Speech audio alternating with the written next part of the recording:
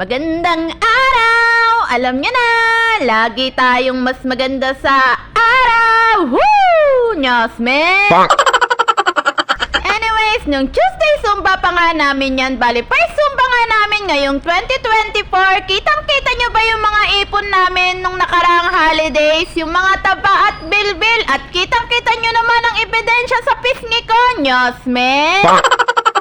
Tuwang-tuwa nga kaming lahat dyan dahil nung nagkita-kita nga kami ay kitang-kita mo talaga yung mga ipong bilbil at taba. Kailangan na talaga namin itagtag yung mga katawan namin. Kung hindi, magiging balyena na ulit kami, Nyosme.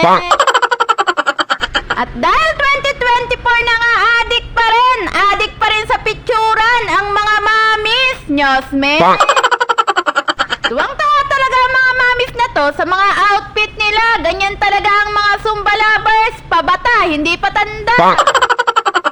Anyways, ganap naman yung kaninang umaga. Bali, paggising ko nga, inasikaso ko na agad itong mga kulungan ng mga junakis kong pusa. Dahil walang pasok nga, kaya late na nga rin magising yung mga bagets ko. Hinayaan ko na nga rin silang matulog ng kaunting oras. Pero mamaya nga, ay gigisingin ko na nga rin sila. At sila kasi ang bahala dito sa paglilinis ng bahay. Madali-dali na nga rin linisin itong kulungan ngayon ng mga junakis kong pusa. Hindi nga katulad nung DIY na kawayan na pinagawa ko sa biyanan ko na napakahirap nga talagang linisin. Ang mahirap nga lang dito dahil wala siyang pinto. Kapag kinakalas nga namin yung isa, yung iba ay nagkakalasan nga rin. Pero maayos din naman at mas madali nga rin linisin at hindi nga nakakaubos ng maraming oras at ayos din naman sa kulungan ng mga junakis kong pusa. Minamanifest ko pa nga yung mas malaki pang kulungan o sariling kwarto nga ng mga junakis kong pusa para hindi na nga rin sila masyadong masikip at nakakapaglaro pa nga rin sila sa loob. Pagkatapos nga ay nilinis ko na nga rin yung likod namin at harap namin. Hindi mo rin kasi maiiwasan minsan yung likod namin na may mga dumi nga yung pusa dahil indoor at outdoor nga yung mga pusa namin. Pagkatapos nga ay pumasok na nga rin ako at inasikaso ko na nga rin itong pagkain ng mga junakis kong pusa. O diba, grabe talaga ang pagmamahal ko sa mga